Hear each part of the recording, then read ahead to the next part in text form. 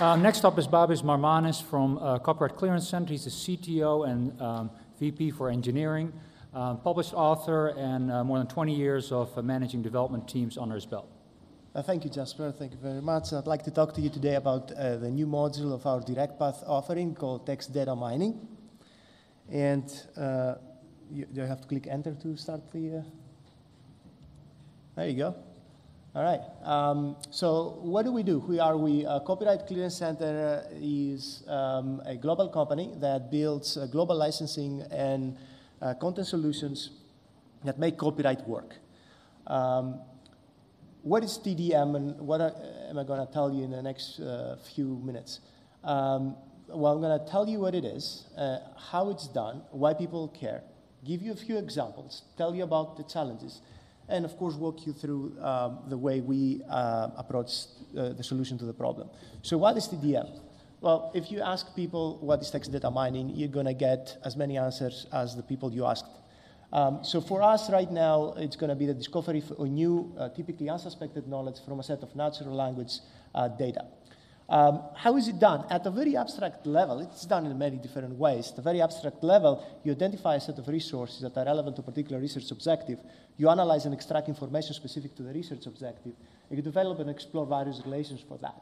Why people care? Well, it turns out it's very useful for biomarker discovery, drug repurposing, drug safety, but also in non-pharmaceutical applications such as competitive intelligence and sentiment analysis in marketing.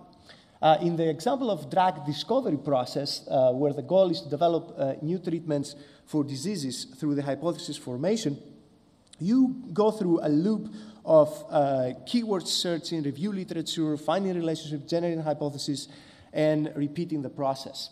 Literature-based discovery is another typical methodology that is applied in pharmaceutical drug discovery processing. Some of you that are familiar with the area may know the ABC Swanson model. Well, that's great, but what's the problem? Well, there's too much research, too many publications every year, more and more papers are published, and it just doesn't get slower. About 1 million journal articles published each year. And even within a single research area, there are many disorders to study and lots of documents.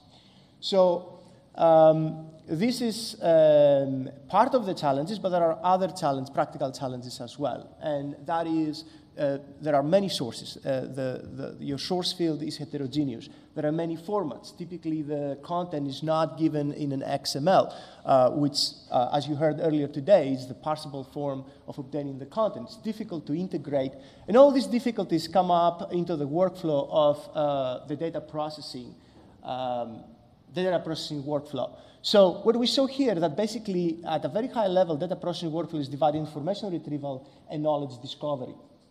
We're tackling the information retrieval aspect of it. We speed up the time to obtain properly licensed content for text mining, discover, download full text in XML. And the corpus that you're looking into contains both your subscribed as well as your unsubscribed content. So the way that the platform is built is the publishers give us the content and appropriate rights. Researchers come into the service. They create projects. I will walk you through that process. And obtain the content in XML format. In this admin portal that you see of the application, the researcher will define their subscriptions so that we know what kind of content they have is available to them. Over here, they create their projects. The whole solution is built around the concept of a project, because as you heard earlier, it's a lot more than just the data. Here is a screenshot that walks you through the creation of a project. One of the unique things about our offering is that we do not limit the end user to retrieving data from TF-IDF-based solutions. You can have a preview of the data if you wanted to see what kind of publishers, what kind of journals, in what years, roughly the publications you're going to be searching for, how are the articles distributed across these dimensions. We provide that for you. And here you see the final page where you're able to determine what is your download and get the files on your premises for text and data mining purposes. And that's it. If you have any questions, you can see me after the talk. Thanks.